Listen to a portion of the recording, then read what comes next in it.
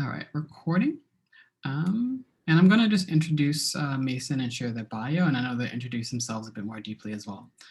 So Mason J is a Black and Indigenous San Francisco-born artist, historiographer, media strategist, and community organizer with varied interests ranging from Keak da Sneak to keeping up with the Kardashians. Their focused passions include land use, youth empowerment, LGBTQ senior services, disability justice, intersex rights, gender, and sexuality.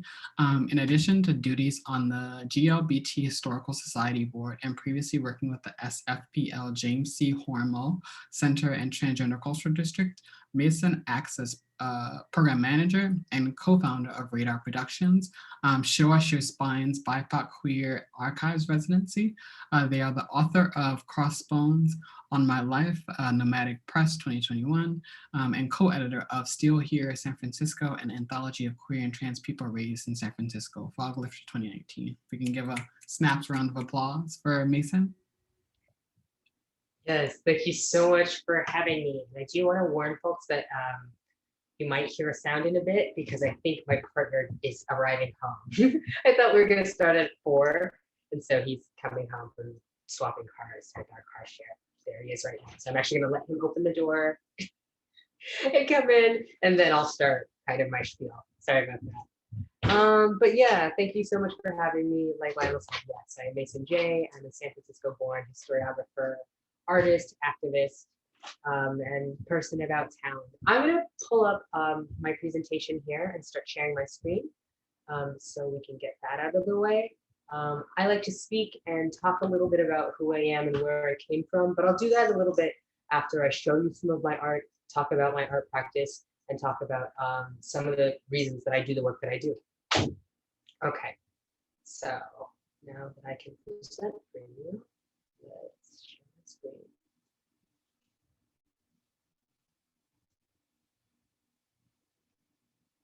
There we go. So that's me, or a facsimile of me. And so yeah, my name's Mason. I'm here because I love to return trans people to our magic. That's the long and the short of why I do things like this and why I love and speaking to school and all sorts of things. So this is me today, a few weeks ago, and me as a child. As you might notice, aside from my size, and not much of that has changed, I'm pretty much the same person I've always been. And that's one of the reasons I'm here today, is I am someone who was raised kind of at the turning point of gender in society, or I guess one of the many turning points throughout history and trans history. And I was raised as a gender creative youth. So pretty much from the time I was able to vocalize that I didn't like what I was wearing, I was allowed to wear kind of a mixture of boys' clothing, girl clothing, anything in between. So that's me today. Yeah. So yeah, let's see. Okay, so what I like to start out with is kind of trans history and where we came from. I have a question for everyone. As I'm sharing my screen, are you seeing the inlay of the Zoom as well? Are you folks seeing that? Okay, so I'm gonna see if I can close that and make that better. I can't actually see any of you anymore, so I can't tell if things are great for you, but this looks better for me. So if someone can unmute and let me know if this looks better, I can continue. Yes, this does look better. Thank you. Because I was like, can they see their faces the way I see their faces?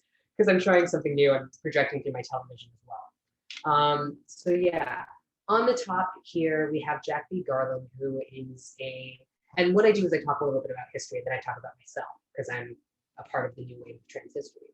We've got Jack B Garland here, who is one of the first documented trans folks, at least in the Bay Area. And he was a transmasculine, half Spanish, half European trans man who became a reporter stowed away on a Filipino warship and became a war reporter.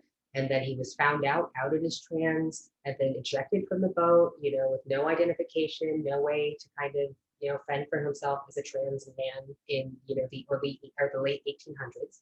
And then he was so beloved on the boat he was on, the entire crew of the boat, like basically cornered the captain and made him turn around and go pick that Jack back up. So he made it back to San Francisco and released a bunch of amazing kind of journalistic tales about the whole thing. Next to Jack, we've got Ella Zaraya, who was what we believe is a trans femme performer, because there's kind of, the same way that today we sometimes have professional trans personas and we have private trans personas, is a lot of people refer to Ella Zaraya as only Ella Zaraya, and there are other people who refer to her as her birth name, which I will admit for privacy, because more people seem to know her as Ella than her birth name. Next to her, we've got the recently departed Monica Roberts, who I'm trying to basically take up the mantle for. And Monica Roberts was a trans griot. And a griot, in queer and Afro-diasporic kind of meanings of the term, is a person of color who is entrusted with the oral or just the kind of social knowledge of a community, and has it committed to memory or shares that memory in order to keep history going. Next to Monica, up in the top right, we've got a friend of mine who is the actual person who spurred me into my queer and trans activism. And that's Winna Raho. She is unfortunately the victim of a trans misogynistic hate crime and killed when she was just a teenager. And that was actually my freshman year in high school. She was a few years older than I was. And so we had mutual friends, because she was actually not from San Francisco or Oakland. She was, I think, from the South Bay or Union City, I think, maybe something like that. But she used to, sneak on, the train to get up here and hang out with us. And so I didn't know her personally, but I had shared space with her, knew people who knew her. So after she passed away, that's when I started my activism. And then down on the bottom right, we have Lucy Hicks Anderson, who is the foremother of, let me see if I can move this out of your way so you can see Lucy's face a little better. Gay marriage. And a lot of people don't know that. A lot of people think it was, a big thing that happened in 2008 or what have you. No, Lucy Hicks Anderson was actually a trans woman who was raised from the time she was 4 years old as a girl. And, had gone through her life living as a woman, working as a socialite, being friends with, the governor of California at that point. And she was arrested on the account of fraud because people found out that she was not born cisgender. She went through this long, kind of drawn out legal battle, and then, tried to get her marriage acknowledged. If they weren't going to acknowledge her as a woman, at least say that her marriage was legal. And so she was willing to even kind of backpass, as you say, and be seen as a gay man in order to get that marriage legalized. And she made some progress, but not enough to kind of save face in the town. Next to her, we've got Wiwa, who is the Zuni warrior princess, and Wiwa was a trans woman living in New Mexico in Zuni territory, an indigenous territory, and she was a two-spirit who was famous and, traveled the world, just basically being trans and showing people that trans people existed. On the bottom right, on your left, I guess your left, maybe my right, we have Marcel Cook Daniels, who's a trans man who was really integral to creating, spaces for trans people who were partnered with cisgender people and who are also in interracial relationships. So now that I've started with a little bit of history, I'm going to move into where I come into all of this. And so this is the importance of trans history, is, it's the ability to adapt our community as our goals and needs and society changes, to give thanks to the ancestors who, understood selfies, and record keeping before these were things that we use today. They offer resources to provide tips on how to build community resilience and to, throw historic shade and show us legendary looks, fashion inspiration. They're also a selection of visual narratives that allows us to realize that we have a past, present, and future as LGBT people of color, or disabled LGBT people, or as sex workers, immigrants, low-income people, college graduates or college dropouts, sick and disabled people, basically anyone under the sun that we are, around, and that we've been documenting our fears, our hopes, where we came from, whether it's a small town or like me, a supposed gay mecca. And we all have goals and possibility models. I also like to think of them as actual instruction manuals for like how to get rid of cis heteropatriarchy, ableism, whorephobia, sex negativity, and things like conversion therapy. And on the subject of the last panel, they're also great for vintage cruising tips, looking at case smart, and queer lingo. So a little bit about my creative practice is I use kind of these 8 things, which I'll let you read, which are altered states of channeling. I work with various supersensory methods to channel my work. I also engage in a practice called pop story, which is from the Asian and Pacific Islanders, which is not actually my ethnic background, but I was adopted into a family of Asian and Pacific Islanders at 8 days old, which I'll talk about in about 5 minutes when I talk about who I am and where I came from. Full immersion is like really just getting into a space and inserting myself in an environment, even if I don't belong there. And then commemorative is if I don't write these words or document these stories, who the hell will? Then ritual, divination, and prayer, archival research, experiential transmutation, and then things that are just audience or site specific. I'm feeling really visual because I haven't really been out much. And my main practice before I focused on writing was visual art and photography. So I thought I'd show you a little bit of my photos and then talk a bit about myself. And then we'll close with kind of my trans agenda for the future and what my hopes for you folks moving forward are. So this is a photo I took during a masquerade for Prince. That on the right in the fabulous purple garb is Rashad Pridgen, who is both an Ifa priest in the Orisha faith and a really well-known dancer. He was also a member of the Pomo Afro Homos, which stood for postmodern African homosexuals in the 90s, which was a splinter group of Black gay men living in the Bay Area who wanted to address the realities of Black gay life and the HIV pandemic. So here he is bewitching a white gang during a masquerade for Prince on the 1-year anniversary of Prince's death a few years back. This is actually one of the last testosterone injections I had that wasn't administered by someone else. And so I thought it would be really good to mark this moment. My then partner and I are absolutely matching. My underwear are somehow matching his ensemble. And it's, just a really kind of slice of life portrait of, this early on, and, my legs don't even have hair on them at this point, I'm just kind of there, and we're just kind of figuring out how I'm going to be on T and stay on T. This is taken during the first day of Occupy SF, outside of being queer and trans. Like, I'm from San Francisco, I grew up raised by activists, and so I'm really involved in, social justice work and community organizing, things like that, agitation, prop, theater, all sorts of things like that. And so this is another queer that I just ran into, another gay Latino who I ran into walking around.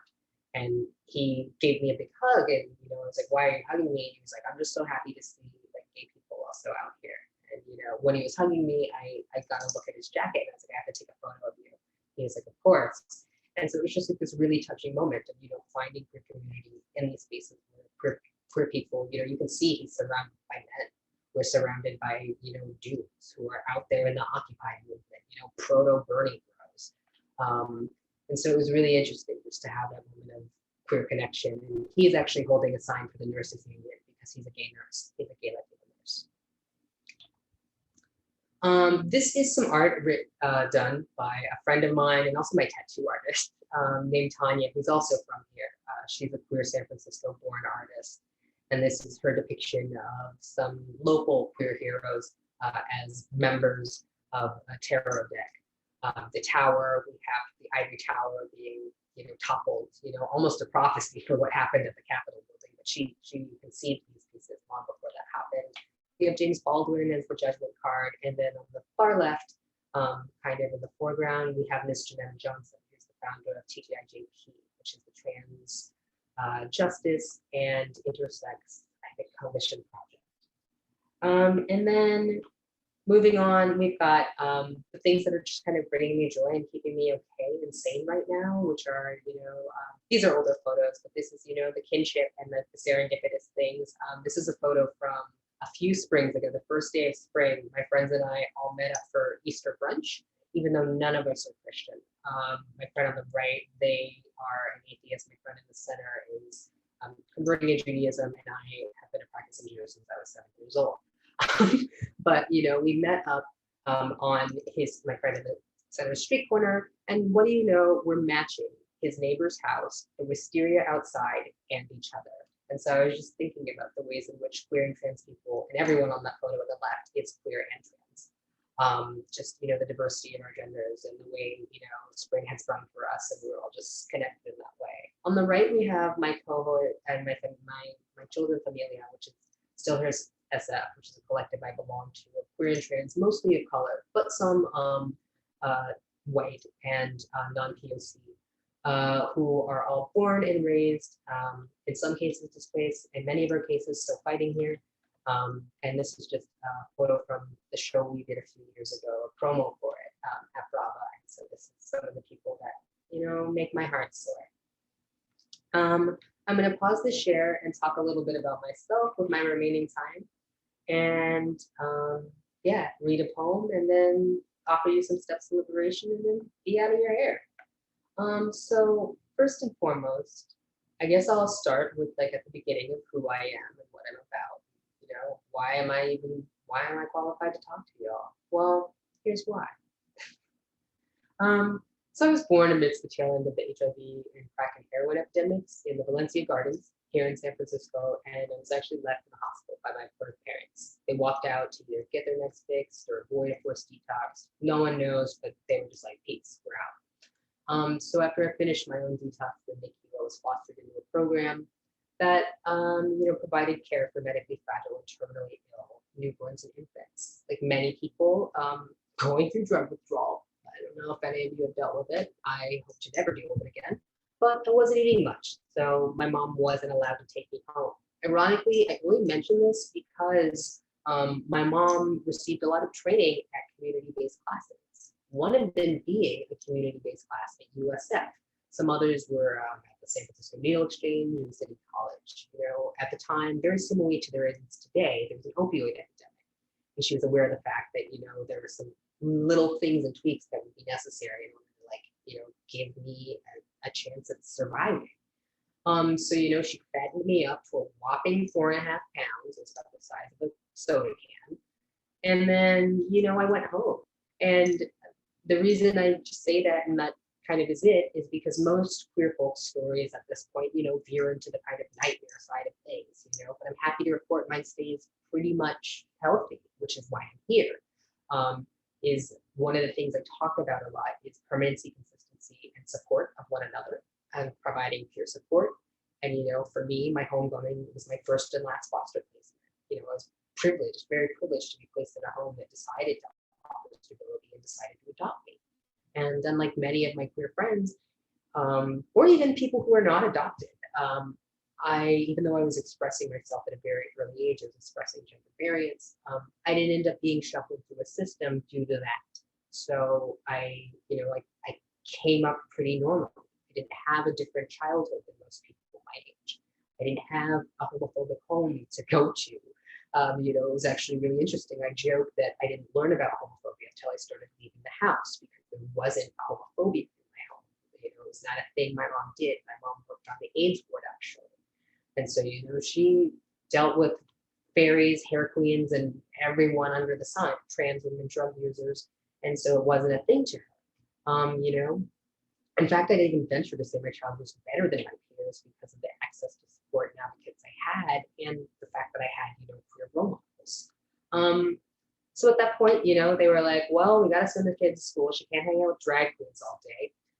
So I struggled though when they put me in school. You know, I had a learning disability and I was too unfocused to be in a regular classroom. And so my mom was like, well, if our child's going to be bullied for being queer and, you know, having a disability, you know, let's just homeschool them. Let's screw this, we'll homeschool them. You'll go to school at home. So I did that. And then finally we found a class that was both gifted and talented and a special ed class, and they put me in it.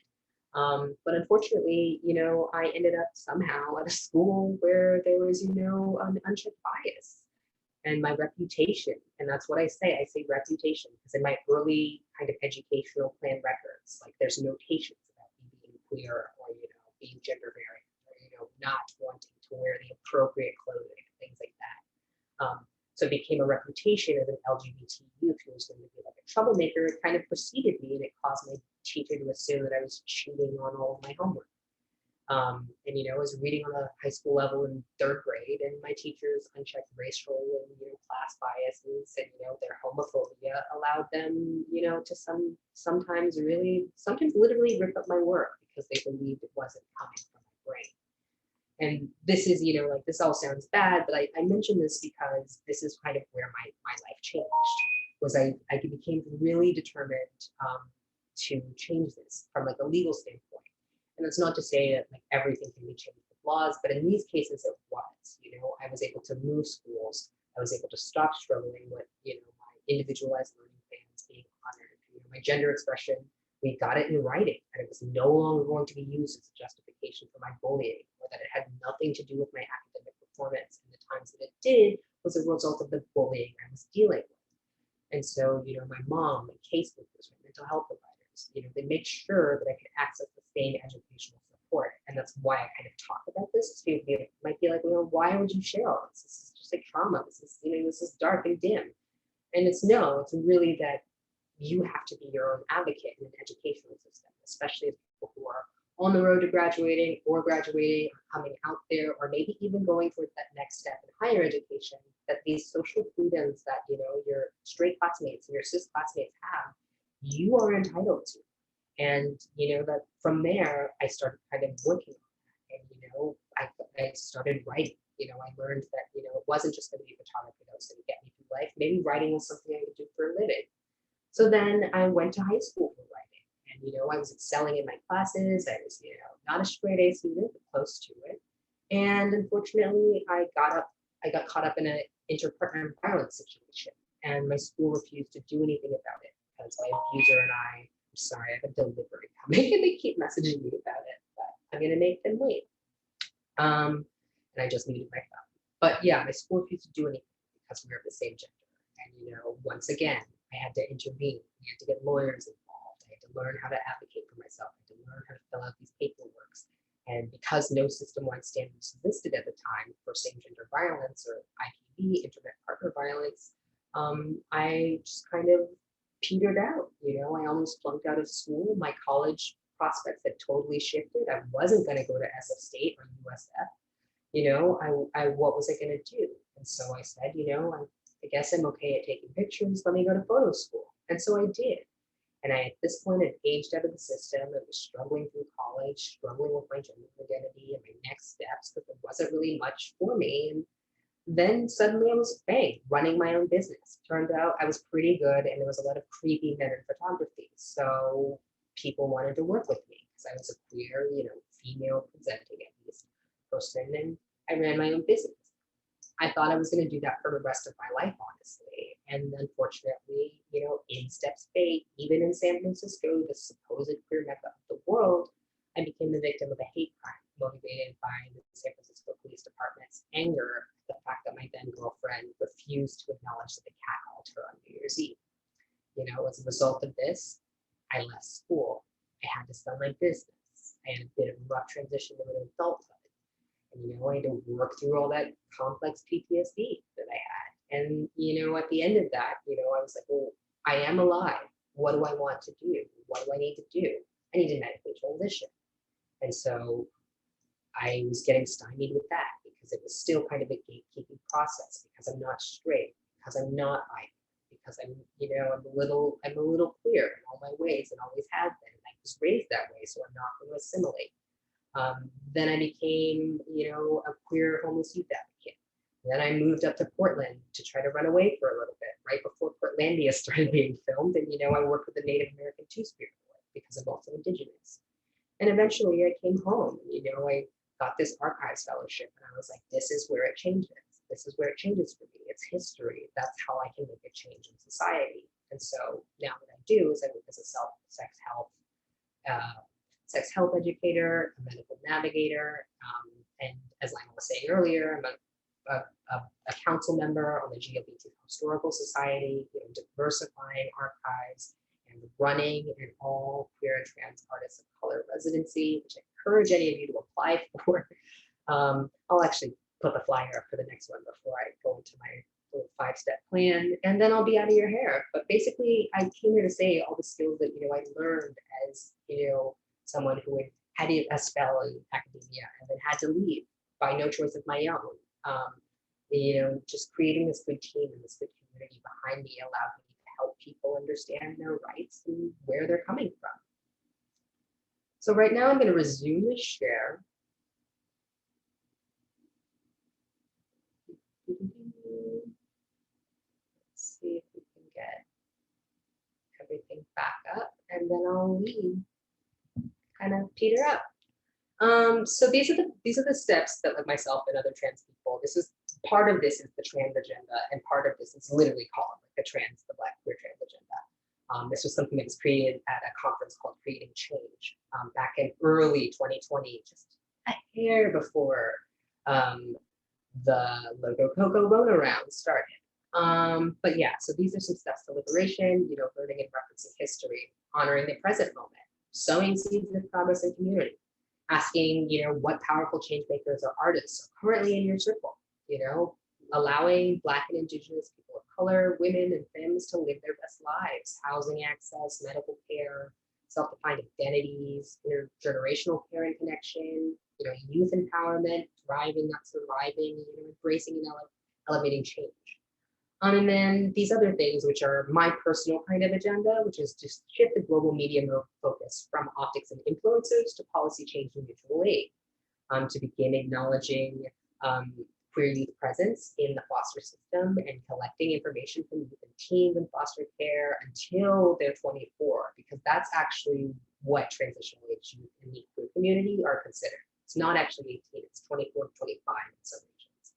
And then this last one is, you know, departing from military inclusion or new gender markers, and, you know, removing the gender designations entirely, because you don't really need to use your genitals to enter a restaurant or a bar or a concert. So that doesn't need to be on your ID, and to, you know, work towards options beyond military involvement for economic empowerment, beyond these kind of things that we're just trying to be a part of in a quest to just, like, you know, compete with capitalism and be aligned with that. And then, yeah, the last one would be around housing access and medical care, is also making sure that these things are genuine and real and coming from places of actual need. You know, right now we're seeing a lot of these kind of pop up, like pay as you go, trans medical things. And they're really just kind of, they're, first of all, a facsimile of a multi-level marketing scheme, in that it's just you pay for a service that you think you're getting, but you're not actually getting the services. But we don't need privatized versions of trans healthcare that not everyone can afford. We need culturally competent healthcare in, you know, Walgreens, in Kaiser, in things like that. It's like actually like our change in our access to care is not going to come from those things. So yeah, with that, I have a poem to read, and then I will head out. I want to thank you all for having me. I hope I didn't go too much over my time.